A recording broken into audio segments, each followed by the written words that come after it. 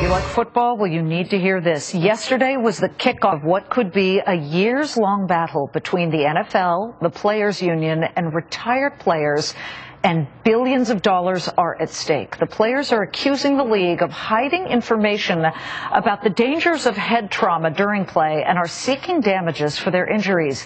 What kind of blow could the NFL take if they lose out on this one? And is there even a chance that the players will see any opportunity to get some money back for any head injuries and the problems that they've endured? Eugene Lee is the CEO and president of a company called ETL Associates. He represents players from 12 NFL teams, and these are current players. Let's just make that very clear. These are not the litigants at the moment, the people who are involved in this suit. But let's talk about the suit as it stands. Okay. What does it mean for the NFL, and what are the key words involved here? Because it's the players saying not just, oh, I got hurt playing this game, but it's the players saying the NFL hid information about the dangers of head injuries. That's the key element of the players' case. It's fraud and concealment. The fact that the NFL knew about the dangers of repeated head trauma, and they knowingly concealed this information from players while they were playing. The NFL's argument is about preemption. The fact that these players played under a collective bargaining agreement, and as such, their claims by law are required to be arbitrated under the CBA. So that's the NFL's main defense. Okay, tell people what the CBA is. The CBA is a collective bargaining agreement. And there you go. So it makes people wonder, what kind of case do the players, these former players, have at all when it comes to this suit? They have a pretty strong case. The players are asserting a claim that's based in fraud and concealment.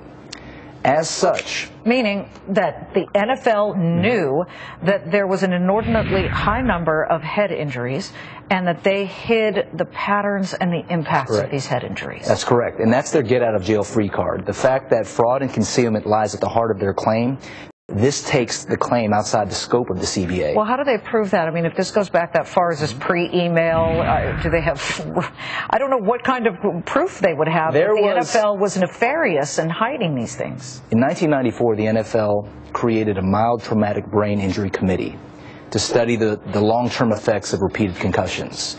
As such, the players are asserting that by doing so, they took on a duty. They acknowledged the dangers. They took on a duty to protect the players from long-term traumatic brain injury. And as such, this claim falls outside the scope of the CBA. But, and I do not mean disrespect, because I love football and I love the players, but newsflash, you get injured when you play football. Isn't there an assumption of risk when you're out there as a defensive or offensive lineman or a wide receiver, whatever it may be, and you're out there in the game every day, that you're going to get smacked and hit and hurt? Players are asserting that they would have liked to have had the choice to walk away from the game. If they would have known, if there was full disclosure of the long-term effects, they would have had a choice to walk away from the game. I mean, one player last year, Jacob Bell, from the Cincinnati Bengals, he retired. After Junior Seau's suicide, he retired due to the long-term effects. Junior Seau, of course, a former, was it a Bengal, right? He was a Charger. He was a San Diego Charger, rather, and he committed suicide. That's correct. People believe it was because of so many head injuries. You represent players on the Giants, the Cardinals, the Patriots. Have you talked to current players about this? How closely are they watching it? They're watching the case, but again, it's a decision that they make. There's a trade-off. When you're young, you have celebrity, you have wealth, you have fame.